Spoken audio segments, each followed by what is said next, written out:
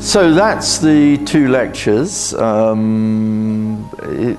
Obviously it's now your opportunity to ask me any questions. I had some interesting conversations with friends from Kenya, from Mexico, from East Timor. I don't know where everybody else comes from. Where do you come from? Algeria. You come from Algeria, how interesting. Where do you come from? Albania. Albania, my goodness. And behind you? In Kinshasa, yeah, okay, and I think I met our friend at the back. So a great variety of people, and I'm giving, I suppose, what you might call a very British perspective on the world. I can't apologize for that, that's where I come from, you know. Life is like that. You provide the perspective and try and provide the best you can. So ask me any questions you like, don't feel shy. Yeah. Yeah, my friend from Kenya. I'll tell you all about Jomo Kenyatta and the British, yeah? Facing Mount Kenya, as they said, yeah. All right, thank you very much, sir. Allow me to take you back to yesterday's lecture. Yeah, please. If you don't mind. No, not at all. And to touch on some of the issues you raised today. The first one is in regards to the US ability to use its soft power. In this case, its exportation, if you like, rather. Its exportation of its cultural influence, you know, in different parts of the world. Yeah. Particularly use of the media, in this case, global networks such as the CNN and the like. Yeah. And its control of what I'd call the internet, as it were. I'd want, you know, perhaps if you could expound more on that in terms of its influence onto the world. Okay. Coming back to today's lecture, the issue about the U.S. special relationship with Europe, Western Europe in this case, in view of the changing demographics in the U.S., particularly towards those of, you know, Spanish or Latin America origin, then where do we see Europe? Of course, bearing in mind that there is Spain in Western Europe. Sure. Perhaps some of your comments on this. Right. Thank you very much. Okay, thank you very much for those two good questions. One question about soft power and how America exercises soft power. And secondly about demographics and will that change America's relationship. Let me start with the soft power question.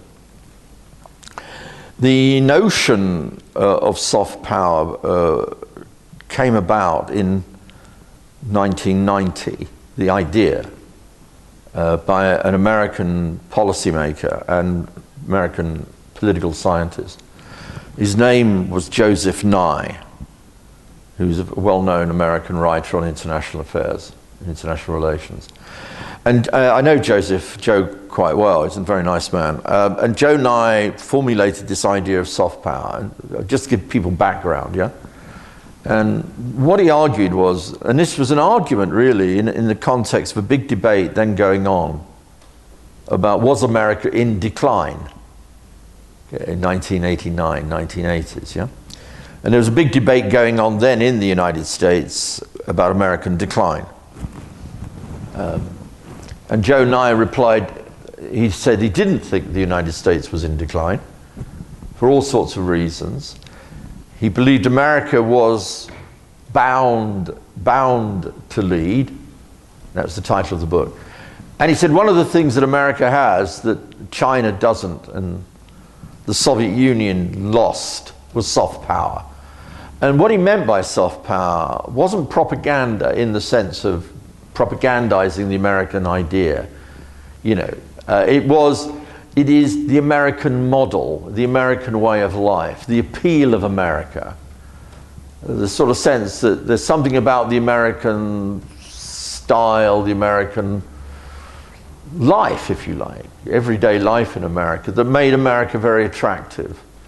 And he argued that America possessed this soft power because America was an attractive model, open, democratic. It was an immigrant society. itself, as we said this morning. It was an immigrant society. And in a way, lots of people in the world could see themselves in America. You know, it wasn't, you know, even if it was run by white people ultimately, you know, it was a Irish American, Jewish American, Italian American. And that it had a lot of the ability to, and it had to maintain that soft power as a way of attracting people to the American way of life. Now, some of that would also involve CNN, it would involve Hollywood, you know, the importance of Hollywood as a kind of a way of portraying America as an open, vibrant, you know, that kind of argument as well. So, and that debate has gone on and on and on about soft power. Now, the argument is that George W. Bush, because of the Iraq War, because of torture, because of Guantanamo, etc., that George W. Bush lost a lot of soft power for America. You know, America became less popular in the world, particularly in Europe, but not only in Europe. And that what Obama has managed to do is to restore American soft power, particularly, if I might say, in Africa, for obvious reasons, and maybe especially in Kenya, given his own background. But it wasn't just in Africa, it was around the world. You know, there was this kind of sense that we had a new president, he was intelligent, he was articulate, and he wasn't white, and he kind of represented something fundamental about America. When can we expect a black prime minister in Italy? Or a black president in France? It said Obama himself was a form of soft power, because in a sense he was saying something about America. He was saying something about what civil rights had achieved for African Americans in America. So it wasn't just that Obama's politics, it was the very fact that Obama, and a person like Obama, given his own, you know, his own ethnic background, could be elected by a democratic vote in a country like it. And Obama himself became a form of soft power. And not surprisingly, the soft power position of the United States rose as a result. So my own view on this still is that the United States still exerts a high degree of soft power in the world today. Yeah, I think it does. It has, if you like, special advantages, it seems to me. And what I think that its major special advantage is that it's composed of immigrants. You know, it's an immigrant society. Everybody can see themselves in it. And I said this once when I was in China, and I go to China quite a lot. And one of my Chinese friends said to me, what do I think of China? Which is an impossible question to answer. How can I? There's 1.3 billion Chinese, you know. What do I think of China? And I couldn't think of anything to say. I said, it's very Chinese. And I didn't mean that in any racist sense, believe me. I kind of thought it's very Chinese, because everybody I saw in China was Chinese. Now, there's a huge numbers of ethnicities in China, by the way. So it's not a simple argument. But it's very Chinese. And if you go to America, you'd say, well, yes, but what is America? Well, it's very American, yet it's very Italian, or it's very German, or it's very Irish, or it's very Jewish, or it's very Hispanic. Or increasingly, it's very Asian. So I think the great soft power appeal of America is that America is composed of the world. And that is its great strength. You know, the most successful country in the world is the most immigrant society in the world. And I think that is a really fantastically important source of strength. And think about what that brings to America. As I've always said, what a deal, what a great deal for the Americans. Everybody gets educated in Britain or Germany and then they go work in America. What a deal. You pay for their education and we'll take them, thank you. Or you want workers who want to pick grapes and pick oranges in Orange County in Southern California, or down the San Bernardino Valley, which I know quite well. Well, you've got all these poor guys up from Mexico, Guatemala, Central America, who will work for $5 a day, or whatever, $5 an hour rather, you know. You've got your cheap labor, you know. I mean, it's a good deal, but it has composed America in a certain kind of way.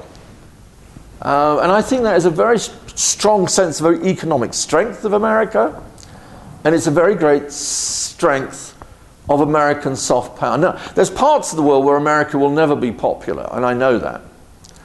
You know, and Middle East is a very good example where whatever America does, it's never going to be that popular, because there's something fundamental there which is just never going to make it possible. And there are some countries in the world where anti-Americanism is still, you know, fashionable. Putin's Russia today is a good example, where being anti-American has become part of the official state ideology. Your enemy. North Korea, obviously, is not very pro-American either, you may have noticed. But I would say that in historical terms, America still possesses a large amount of soft power. And even when some countries and some people in some countries don't like the United States, because the United States is too powerful, and some people don't like a country being too powerful, and that creates a sense of irritation, that creates a sense of, you know, anti-Americanism, because it's just too powerful. Nobody likes the strong guy, do they? Nobody likes the person with all the money. And it's kind of human nature almost. And America looks too powerful to some people, and therefore people are hostile to the power of America and would prefer the world to be more equal. So there are problems in the story. It's not a straightforward story, but I still feel that it still possesses a vast amount of soft power, and I think on the basis of the reasons I gave, namely, it's a successful economy, it absorbs millions of people from all over the world, and increasingly, you know, absorbs them from not Europe. And that brings me on to the second part of the question, your second question, which is about the changing demography of the United States. I first arrived in the United States in 1985. How long ago was that? 1890, good no, 30 years ago. God, I'm old. And I arrived as a young lecturer, a young professor in San Diego, which of course is Spanish town, obviously, given the name San Diego. And California, every place in California is almost named after something Spanish. San Francisco, Los Angeles, you know, I mean, as I've always pointed out to my American friends, you stole half of Mexico, and then you called it Mexico, and then you called it Texas. You know, the great war the Americans fought in the mid-19th century was a war of annexation against Mexico. And not surprisingly, this has created an historical legacy with Mexico. So it's not a straightforward story. It's not a straightforward story. Nonetheless, America is changing demographically. There's no question. It's changing for two fundamental reasons. Well, three really, several. And you get back to immigration. Firstly, the numbers of people coming from South America, Central America. The numbers now are going to continue to keep going. Legal or illegal, it won't matter. Donald Trump can build a wall. It won't make a blind bit of difference. People will still keep coming northwards to work and various other things. Donald Trump can complain about Mexicans in his racist way, and he is a racist. There's no other way of using the word. He's a racist. But the truth of the matter is that Hispanic Americans, Hispano-Americans, Latinos as the term is sometimes used, I don't like that term, will constitute a very increasing large numbers of people in America. By the year 2050, there will be probably as many people who come from the South or from Hispanic-speaking countries living in the United States as those who came from Europe. And that changes the politics. Because the Hispanics in America, Spanish-speaking people in America, are generally speaking, become successful over generations. Look at Florida. If you go to Florida, you could just as well speak Spanish, or Cuban Spanish almost, because so many Cubans. So many radio stations and TV stations now in the United States are Spanish stations. Now, what will happen to that? The first generation will speak Spanish. The kids will learn American and become Americans quite quickly. But nonetheless, that's a massive asset for the United States in terms of workforce, in terms of renewing the population and keeping a strong demographic. The weakness of the Republicans now is they cannot, at the moment, appeal to the Hispanic voter, because the Republicans look as if they're anti-Mexican, and they look as if they're anti-Latino. And that loses them the election, because now the demographics in the United States tell us, very simply, if you can't get the Latino vote, then you lose any presidential election. And we know that. The second great demographic change, and it gets onto the demographics, which is equally interesting, by the way, is from Asia. You know, people say about America's tilt to Asia, you know, looking at Asia, taking Asia more seriously economically. The truth of the matter is, too, that the numbers of Asians who are now living in the United States is rising rapidly as well. Where are they coming from? No, well, I've got some very funny stories on that. When I lived in San Diego in 1985, I was walking along. One didn't do very much walking in California, I noticed. That's why I had to learn to drive a car. In London, I always walk everywhere. In California, you have to drive. And I was walking along, anyway, I saw this man. He was working in a garden. And I noticed he was from Asia. And I was feeling in a very happy mood that day. The sun was shining, very California. And I said, "Where are you from?" We started talking, and he said, "Oh, just from Vietnam." I said, "Vietnam?" I said, "That's extraordinary." I said, 10 years ago, Vietnam was having a war against the United States, and here you are. He said, "Oh, America's a wonderful country." I said, "This is ridiculous." Anyway, so the Vietnamese were the first. The very large numbers of Vietnamese came. Then, of course, there were some Japanese Americans who had come out of before First, Second World War. And then there were Chinese Americans. And now, as these countries have become more prosperous, they're sending their children to be educated in America and to live in America. Do you know how many Chinese People's Republic of China students now studying in the United States? Anybody got any idea? About 250,000. 250,000 Chinese students now studying in the US.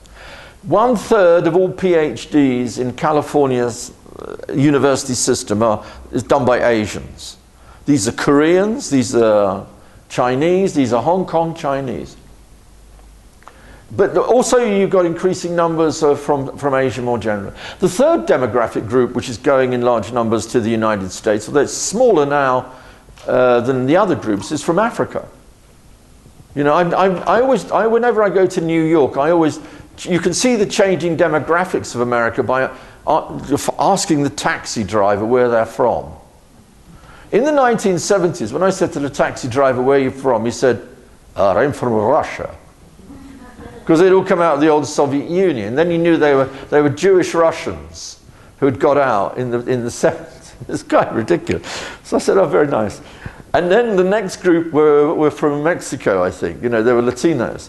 And now they're all I find many of them are from Ethiopia. You've got Ethiopian taxi drivers. It's kind of interesting, because this is how people get onto the job ladder. You know, I think this is wonderful. I mean, I'm not criticizing this. I think this is fantastic. So the Africans are now coming from a number of countries, and they set up their own communities, their own shops, their own businesses, and are doing very well, actually, are doing increasingly well in the United States. And so, in other words, the demographics of the United States are changing. But your question is also a question not about demographics. Will this change the special relationship? I call it special relationship with Europe. I think it will, yes. Yes, it will. It will over time. And I think Obama represents the beginning of a transition. Because I think Obama recognizes that however important Europe will be and remain, and it is, and I made the point about Europe's importance still to the United States, Obama recognizes two things. The first thing he recognizes is the world is changing. You know, India is becoming more economically important. By the way, there are now 2 to 3 million Indians from India. You know, not Indian, Native American Indians, but Indians from New Delhi, from wherever in India. All working all of them seem to be doctors and dentists and working in the IT sector. Lots working in the IT. Very, very successful. You'll notice when Prime Minister Modi made a visit to the United States recently, one of the groups he could depend on for huge amounts of support was the new Indian successful middle class working in the United States. About 3 million now today. It's a very, very significant and interesting group of people. Another soft power. But this means that the United States, okay, I would make the point, it will maintain and retain its strong relationship with Europe. That was my main argument this morning. But two things. One, the world is changing. Asia is rising. India is becoming more important.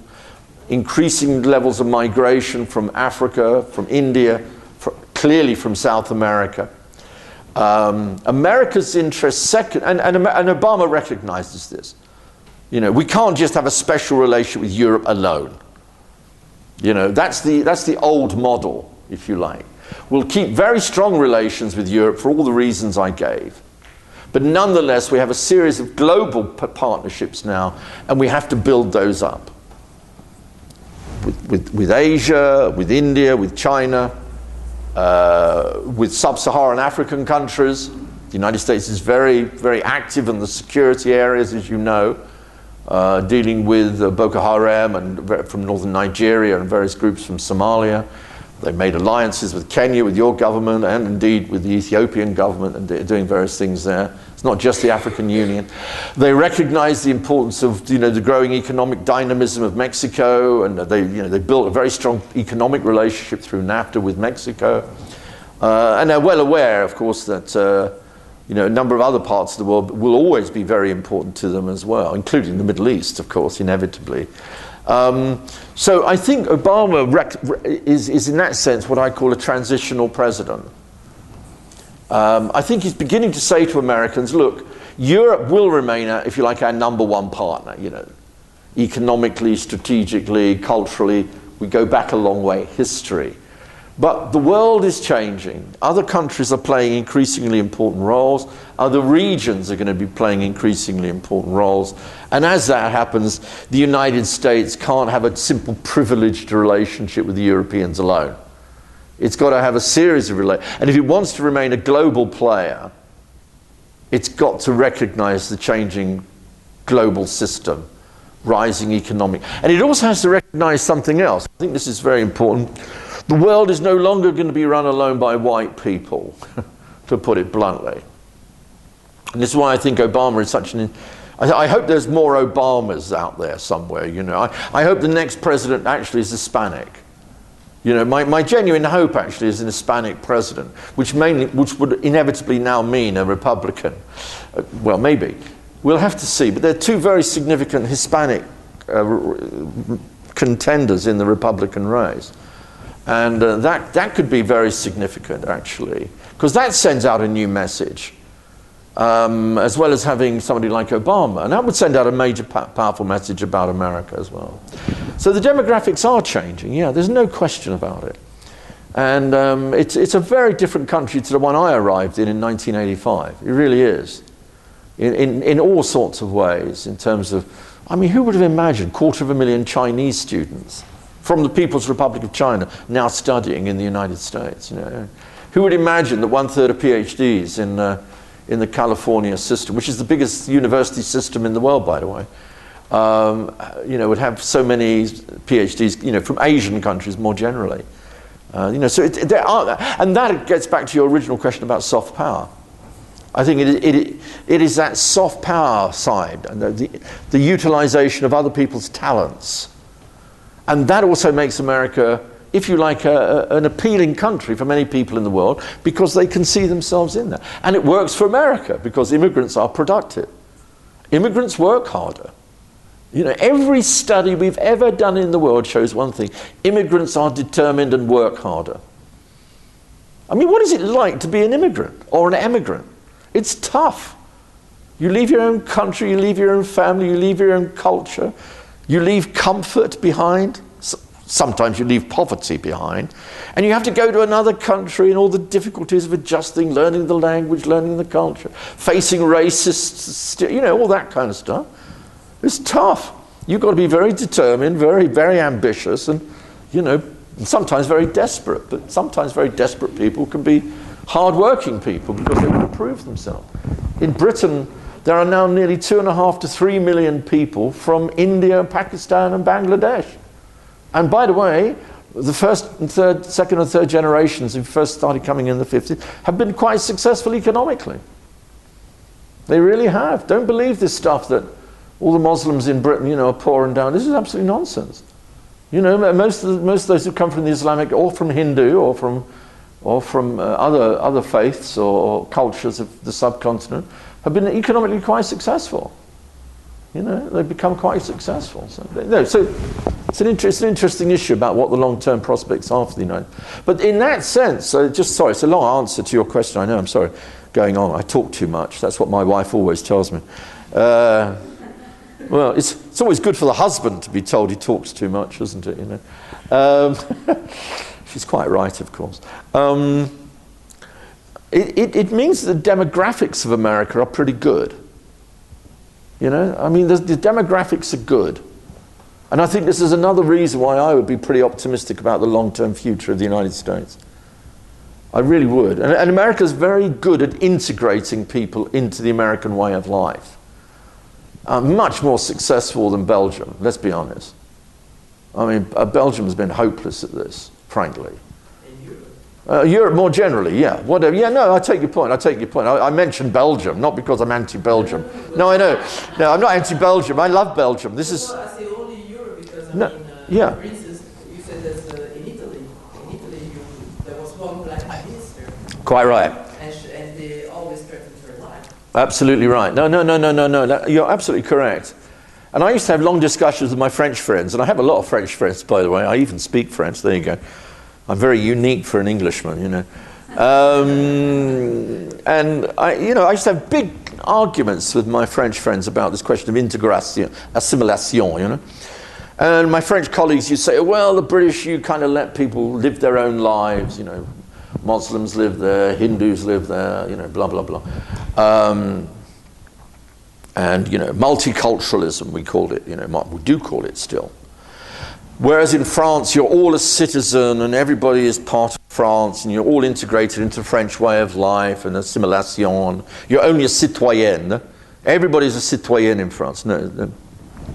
And so our method of assimilation is so much more successful than what you're doing over in Britain. And I said, well, I don't know. I'll be honest. I know France very well. And when I was a young student in the 1970s, there you go, I lived in the banlieue of northern Paris. And I lived in an area which had a lot of Algerians and a lot of guys from North Africa, you know, and they didn't seem very assimilated to me. I mean, I spoke French. I actually lived amongst them, you know. I lived up on the northern part, north of Montmartre. And some of these guys were very nice and very interesting, very political too, by the way. That's why I liked, because I was a very political young man, I'm very left-wing. So I got on very well with these people because these were old supporters of the Front de Libération Nationale, you know, who'd followed Ben Bella. So I was interested in that history of Algeria, actually, because of it. It's a very interesting kind of history. But I kind of said to my French friends, who were all white, by the way, I said, actually, these guys are not very integrated. You know, really not. They're living separate lives in separate banlieues all around. And, you know, you go around lots of parts of France today. You go to southern France. You know, I know southern France quite well. It's not very integrated down there either. Now, so it may be a more European problem than it is purely a Belgian problem. So I accept the question, the qualification. Is America better at it? And I suppose the answer here, and this again gives America, it seems to me, some advantage. They have been better at integrating immigrants because America is an immigrant country. You know, immigrants are Americans. Americans are all immigrants. And so they've had 300 years practice of integrating people into the American way of life. And it is, for young people, very, very appealing. It comes back to your soft power point, doesn't it, really? I could give you one little story about how good America is at integrating people into the American way of life. When, after I'd studied, or I'd been lecturing at San Diego, 3 years later I was invited to become a professor at the second oldest university in the United States, which you won't be surprised to hear is called the College of William and Mary. It's in Williamsburg, down in Virginia, in deep Virginia. And, sorry, that's my Virginian accent coming out. And it was a very strange place, Williamsburg. You should visit it. It's the second oldest. It was established in 1691. It then fell, it completely disintegrated during and after the Civil War. It was a very sleepy, dead town. And then John D. Rockefeller, Sr., the man who owned every bit of oil in America and made billions, came to Virginia, and Williamsburg said, this is part of my heritage. And he put hundreds of millions of pounds in to recreate Williamsburg as colonial Williamsburg today. You should visit it. It's wonderful, wonderful place. And I taught at the College of William and Mary. Anyway, the story goes like this. My son, who was then quite young, he's now very big and tall, he went to school in Williamsburg. I remember the school, Magruder High. Magruder High. And he came home one day, he said, Dad, he said, by the way, should I always, every morning, pledge my allegiance to the flag of America and to the Constitution of the United States under one God? I said, hold on, you're British. Well, you're pledging allegiance to the nice country of the United States. I'm very happy living here. Every morning a child goes into a class, I pledge my life to the one God, blah, blah, blah, blah, blah, blah, blah, blah, blah. You know, America is brilliant at socializing people into becoming Americans. You know, there they were working on my son. I mean, he was only 7. They were already beginning to get to him, you know. But that's a brilliant form of socialization. Making Americans out of people who come from wherever in the world, you know. It's a great source of strength. And so it looks to me, therefore, America still has used some really, you know, some big advantages over most, and on the demographic side, and plus on this integration side. You know, Europe is not good at integrating people. You know, we try. We've got different models of integration. You know, I live in London, which strikes me as the best you're ever going to get, really, because people just, you know, make money and live side by side pretty well, actually, most of the time. And you let people get on with their lives. They want to go to a mosque or wear a niqab, fine, and then let people wear niqabs and go to mosques. And we have Muslim schools in Britain, you know, we don't, you know, and they're not secular. And we recognize all of these possibilities. So anyway, yeah, my friend at the back there, hi. Are Europeans not good at integrating the immigrants, or they're refusing to immigrate the immigrants? So I couldn't hear the second point. Sorry, I beg your pardon. Are they not good at integrating immigrants, or they're refusing to integrate immigrants? The reason why I say that, because I, you know, as a second generation Cambodian Americans, yeah, sure, is pretty much American. Yeah. And, you know, I integrated myself through the education system, the cultural systems, yeah, employment, so on and so forth. Sure. But compare that to immigrants from Germany. Some of them happen to be my friends. Yeah. You know. They said, and this is coming from the German. Yeah. They said they could care less whether you're second generation or third generation or fourth generation Turkish German, for example. Yeah. You're still a Turks. Yeah. In the eyes of the Germans. Yeah. So my question is, yeah, are they not good at integrating, or they refuse to integrate? Yeah, no, it's a very thanks for that, by the way. Your family's originally from Cambodia, yeah? Yes. Okay, when did the family come out of Cambodia? If I may ask? Early 70s, after the Khmer Rouge, or before the Khmer Rouge, yeah? Yes. Okay, fine.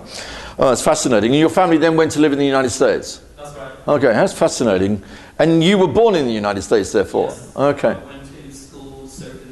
Yeah, yeah. Well, I'm sorry, I'm being inquisitive because I'm always interested. You always find out more asking people questions than answering questions. And where did you live in the United States, if I might ask? Richmond, Virginia. Richmond, Virginia. Oh, the capital of Virginia. Know it well. I do it.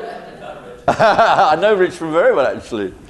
That's fascinating. That's a fascinating story. But what you say supports the argument, doesn't it, about the capacity and ability of America to integrate people into.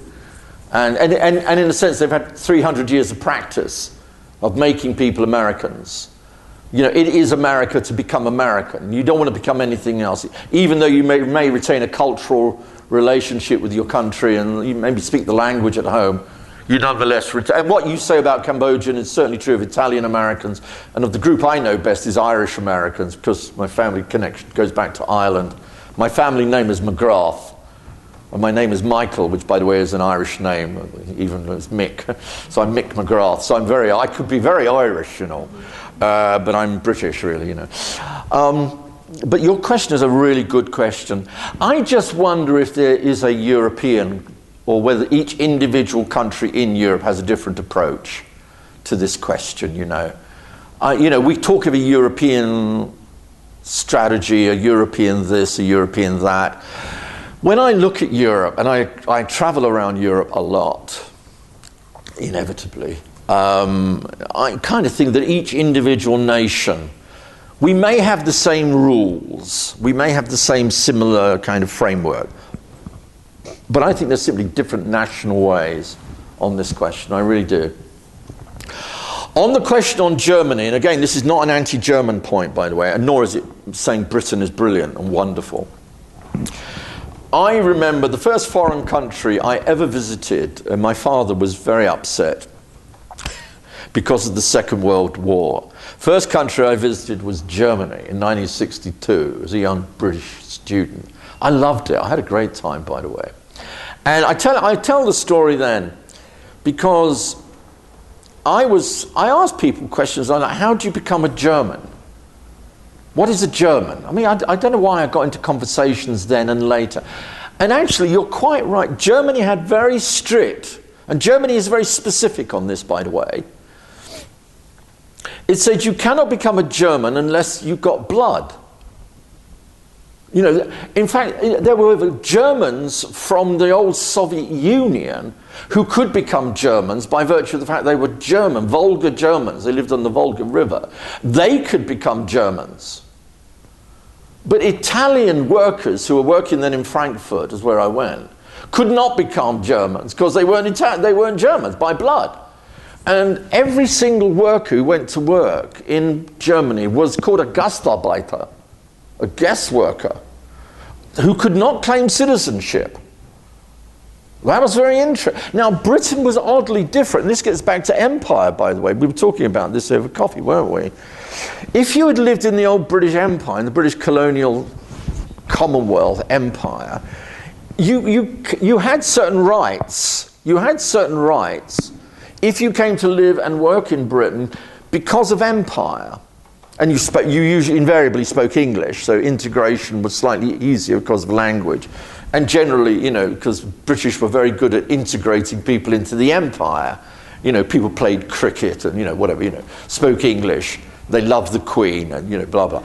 And so when somebody came to Britain, although you were an immigrant, you were not a Gastarbeiter, you could become, within 3 to 4 years, a citizen once you got through citizenship. And actually, that's what happened, but this was not happening. There's an interesting difference, say, with Germany, where you were Gastarbeiter and could not become a German by virtue of blood. In Britain, you had a different system because of the Commonwealth. And France had a similar kind of situation, actually, because of the French Empire. You know, if you came to France, you were a citoyen de France, you know. So, and Germany was very... What Germany has, however, done, and I'm very interested to hear what you think about this, Germany has changed this system. Now, you can become a German citizen, but, and again, I don't mean this as an anti-German point, I really don't. I'm kind of asking a question. Whether Germany or Germans have themselves entirely accepted the notion that you can become a German even if you're not originally German. It's kind of a very fascinating question to me. I have to say, Mrs. Merkel is somebody I have a lot of regard for, actually. And I was talking about Mrs. Merkel's position on this large wave of migration into Germany, from Syria, Afghanistan, elsewhere. And I was saying, I thought Mrs. Merkel had been really quite wonderful because she, accepted that these people, were welcome. But I just wonder deep down whether ordinary Germans accept this. I think a lot of Germans do, actually. German political culture, I think, is very open. All the young Germans I know are very tolerant. But there's also a lot of Germans out there who are not tolerant. And I think that's equally true of Britain, by the way. There's a lot of very tolerant British people, you know, I mean, opinion is divided. So I think there's different European, but I think you're right to emphasize one thing, that Europe is just different to the United States. But I think within Europe, there are different Europe-specific national experiences of how you deal with, how you integrate, how you kind of work. Because we're living in a multicultural world. That's as simple as that.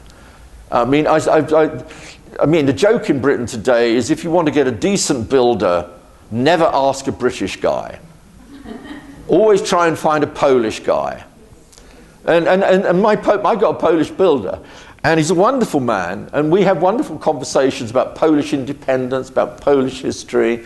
1 million Poles integrated into Britain reasonably easily. And that brings up another question, doesn't it, really?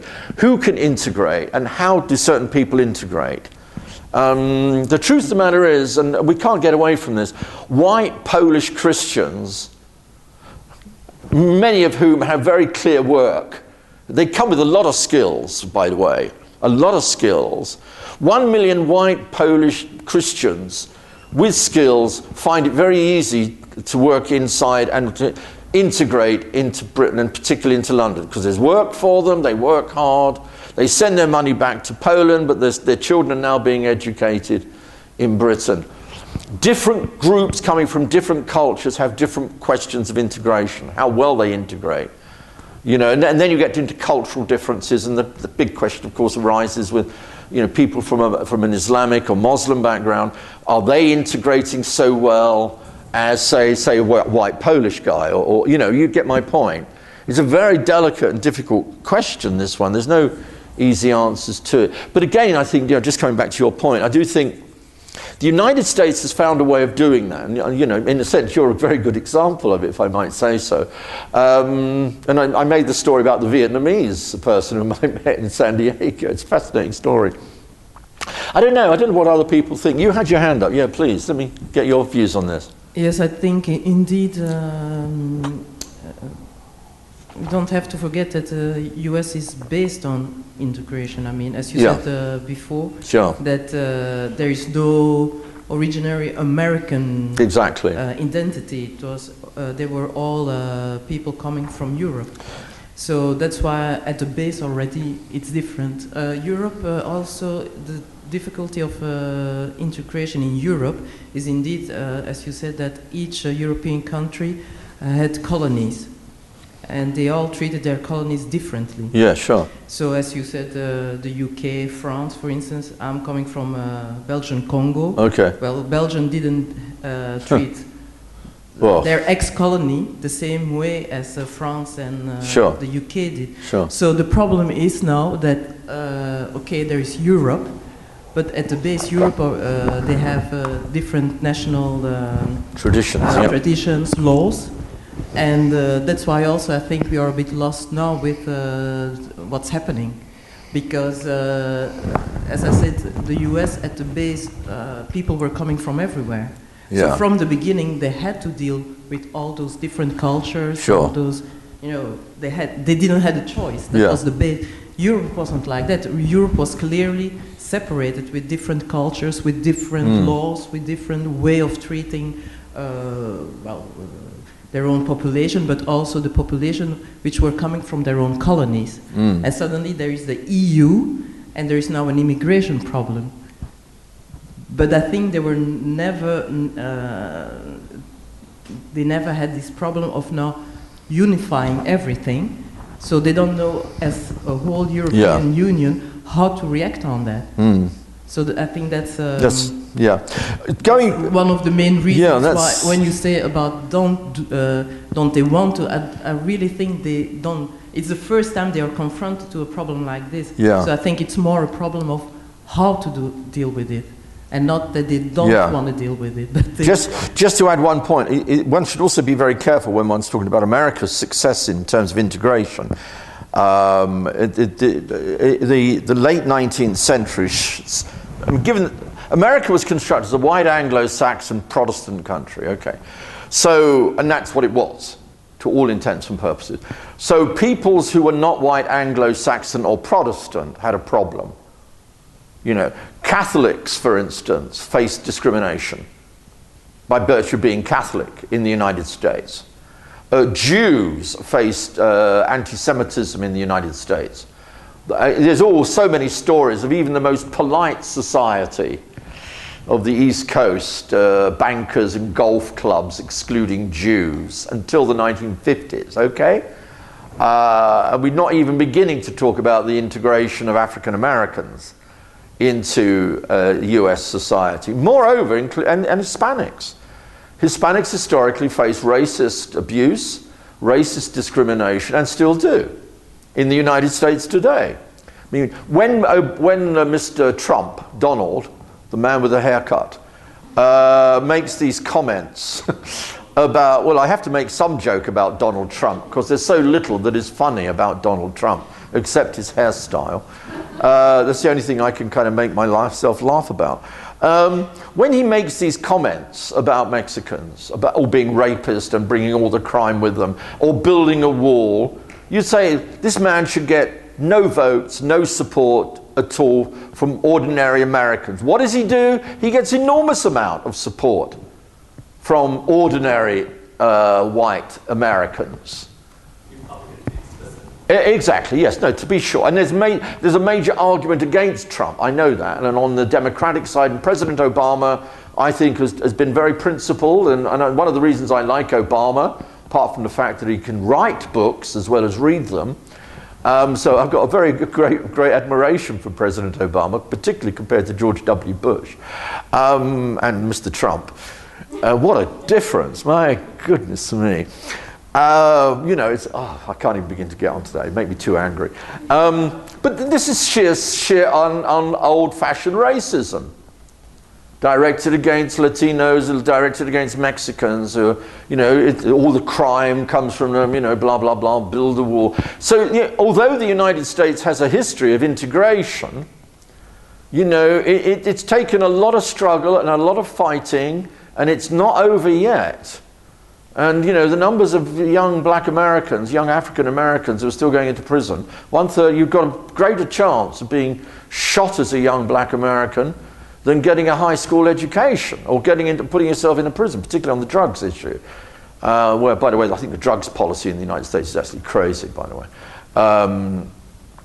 So it isn't a wonderful story all the way down the line. There's been anti-Catholicism, anti-Semitism, anti-Latino, you know, I mean, even terminologies that are used even in America, wetbacks and things like that. One of the things I did when I was in San Diego, just as an interesting story, I lived on a ranch.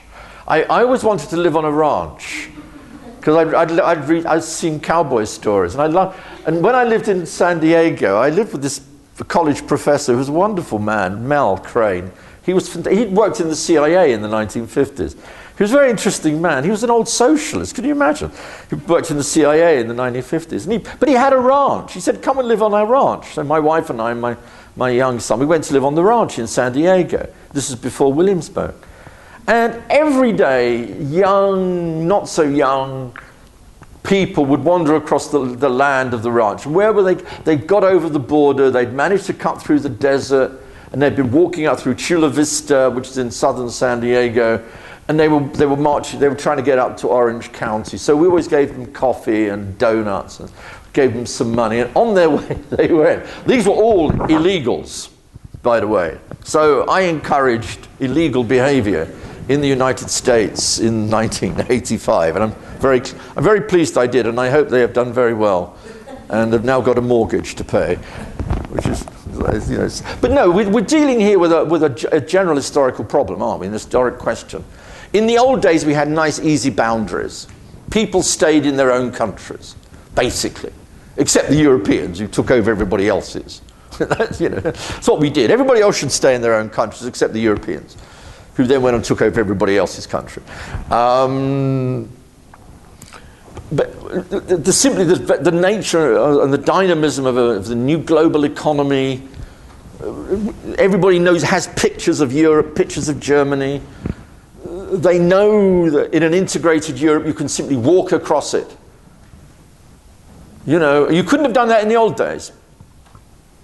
The question is, how is Europe responding to this as well? Not just, well, what have we been doing? Hungary built new walls. The Cold War ended when Hungary started taking down wire fences in 1989. Remember that? That's when it began, in the early part of 1989, when Hungary took down a wire fence between itself and Austria. That's when it began, not with the wall coming down, Die Mauer, in November. It began when the Hungarians took down the wire fence between themselves and Austria. That's when it began. And to see a wire fence being put up again to keep people out of Hungary is kind of symbolic, it seemed to me. And now the same kinds of things are happening as we see in Serbia, Croatia, and various other things. You know. So we are facing, however, in this particular instance, a huge problem. It's not just about integration, it's simply the scale of it. It's simply the scale of it, and there's no point just hiding behind liberal statements. We welcome everybody. That ain't going to work. And in democratic societies, people aren't going to vote for you either, unless you've got a policy which can both manage, as you said, manage this. Then you're never going to get elected, because right-wing forces will always undermine you. So, well, you know, look what's happening now on this whole question of these alleged attacks of women in Germany and Cologne. I mean, it's all being talked about a lot. I mean, what's that going to do? That's going to reinforce anti-immigrant, anti-Polish sentiment? No. What they mean is basically anti-Arab sentiment. That's what they mean. Or from North Africa. You know, anti-Moroccan sentiment, anti-Algerian. I don't know. You know, it's going to play into the racist debate, and that then raises the question of how do you integrate certain kinds of people into a European-style society?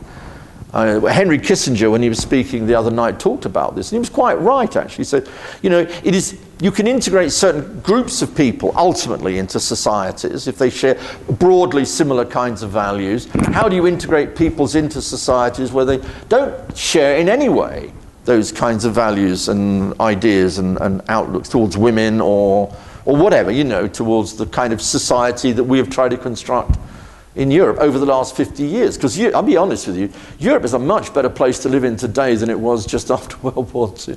Or, you know, it really is. This is a much better world that we live in Europe. It's more tolerant, it's more open, it's more integrated. My father always used to point out to me, his famous phrase to me, he said, I like foreigners as long as they stay in their own country. Well, this is no longer the world we live in, and dealing with this, I mean, is an international question, which America has dealt with in its own way, European countries are dealing with, Germany is now dealing with in its own way. The only thing I'd say is that my football team, which is Arsenal, is the most international football team in the world. Yeah, to go to the Arsenal football team now today, you have to speak French and German, at least. You've got to be doubly linguistically capable of understanding. And a bit of Spanish will also help, because our greatest player is from Chile. So I think international football is the great integrator, at least if you're a rich club. Anyway, the lady in red, sorry, you had a question. I do apologize. No, I just wanted to add an additional argument, especially in the case of Germany. If you want to become a citizen in Germany, you have to give up your national or native citizenship. And that's a difference or an exception within Europe 28. Yes, I did not know that, but thanks for telling me that. That's very interesting. Well, that's a must. You have to renounce of your native citizenship if you want to apply for a German. And there is a gap where you are citizens of nowhere between these both procedures. That's something. That's very interesting. That's one, and the other one. I just wanted to go back to the nice articulation you did of history, how Europe helped America to be discovered through religion, through culture, and then through educated people emigrating there. But at least to my feeling, the idea is that Europe never got an economic grip or political grip on America in the early years, which America returned as a courtesy during the First World War or after Second World War. So if we gave culture, educated people, immigrants with enormous potential to America, what we received as the other side of the coin was this economic grip and political grip that they have got over the years. It might be especially due to economic interest, political interest, and also creating some strategic alliances to rule the world.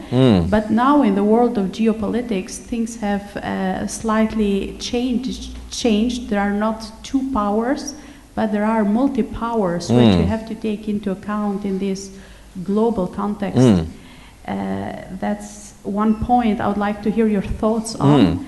And with regard to the US citizenship, I have a family member being prepared for it. All right. I tell you, it's tough. I think immigrants more know than US citizens on politics, history, terrorism questions. I was pretty impressed with the 100 questions. You have to know by heart in order to apply for the citizenship. Yeah, by the way, they're now doing that in Britain. And somebody said, I could never become a British citizen because I've lived in Britain all my life, but I couldn't answer half the questions because they're so difficult. So if I had to now apply for British citizenship, I would know I couldn't become British because some of the questions are almost impossible. Like, who married Henry? Who was Henry VIII's fifth wife? I go, God.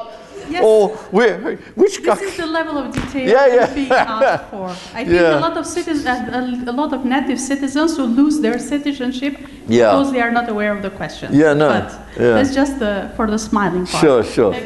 Thank you very much. Well, on the first question about Germany, I did not know that. I don't know. In Britain, you can be dual citizen. I mean, I think there's. Germany, definitely not. No, that's very interesting. In Britain, you can certainly have dual citizenship. I know this, by the way, from my sister-in-law, my wife's sister. She's British. In fact, after I went to San Diego, I said, come out on a holiday. She said, oh, no. I'm far too busy in London. But I persuaded her to come out to San Diego. What happens? She goes and falls in love with an American. My God. I said, aren't there any good men in London? You know, why do you have to go to San Diego to fall in love? Anyway, so she fell in love and then she's now living in San Diego. But she's retained her British passport and British citizenship. But she could have got an American passport as well. She could hold both together. In the US, we call you to renounce your other citizenship as well. So you do have to renounce it in the US. So Germany is not a unique case. Yeah, no. No, Germany's not a unique case. I mean, everybody has. By the way, if you go to Asia, it's even tougher. I talk to my Asian friends about this, and they kind of think, well, what are you talking about? If you're Chinese, you're Chinese. And nobody else can be Chinese except Chinese, because the question of integration and multiculturalism doesn't even begin to come up. In Japan, I mean, if I once said to my friends, what do you think of China? It's very Chinese. When I was in Japan, when I went to Japan and worked there for a while, they said, what do you think of Japan? I said, it's very Japanese. Because it's so culturally Japanese and so Japanese. Everybody works is there is basically Japanese, so this kind of multicultural context that you get used to.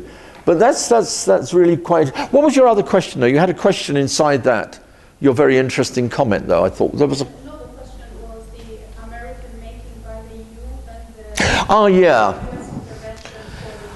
Well, the truth of the matter is, look, this is the way I'd look at it. The 20th century was Europe's disaster. Okay, I mean, we fought 2 world wars. And let's just think of it as a European civil war, just for want of a better word, okay. It's really a war to prevent Germany dominating Europe, in essence, twice. As I said when I was in Germany, I said, why do Germans have such bad memories? And they said, what do you mean? I said, well, didn't you remember the First World War? You lost that one. Then you tried it again in the Second World War. You got bad memory problems, Why try it a second time with another disaster even greater than the First World War? But let's look at it as a European civil war. And as a result of these 2 great wars, with a depression in the middle and a whole bunch of dictators, Europe moved from being the center of the world to being, you know, not the centre of the world by 1945. Britain was going to ultimately lose its empire in spite of what Winston Churchill believed.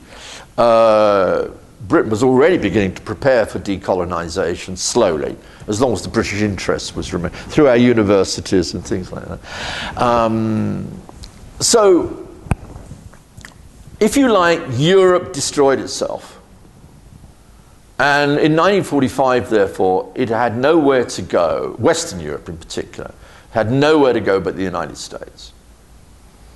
You know, so in a way, Europe's dependency, which is where you're getting to, Europe's dependency, or West Europe's dependency then on the US, wasn't America forcing it on Europe. It was that Europe needed America. It needed it in World War I to defeat Germany.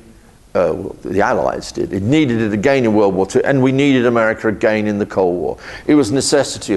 A good Norwegian friend of mine has talked about the transatlantic relationship as being America being an empire by invitation.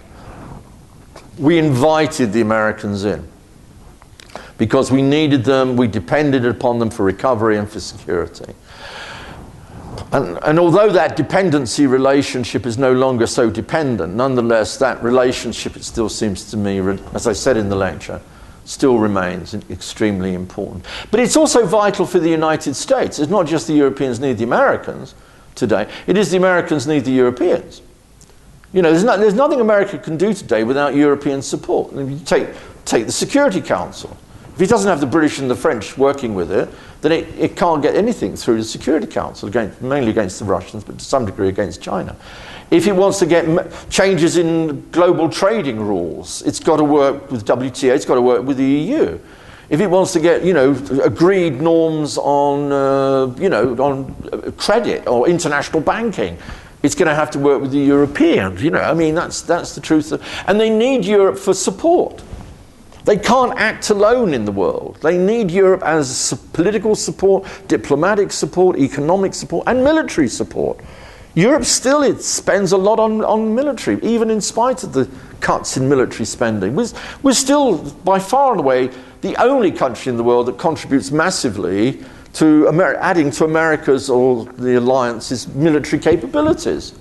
You know, NATO is still a viable military organization, even though it's, in my view, too unequal, because America pays much too much, I think, by comparison with what the Europeans pay. Even the British are not so good at it these days either. And if you want a reliable partner, there's no partner you can rely on as much as you can on the Europeans, even though they're different ways of the Europeans acting. So that's what I meant. And so it isn't just that we need the Americans and the United States in particular, and the Canadians. I always want to add Canada in, because there's always somebody in the audience from Canada. So what about Canada? But it is also that the Americans need the Europeans. There's no question about that. We saw this over the Iranian nuclear deal. We'll see it over a whole bunch of other issues as well. So it's mutually reinforcing for each other. And by the way, today, economically, it's a much more equal relationship than it ever was after World War II, obviously, because of the growth of the European Union, you know, and all the rest of it.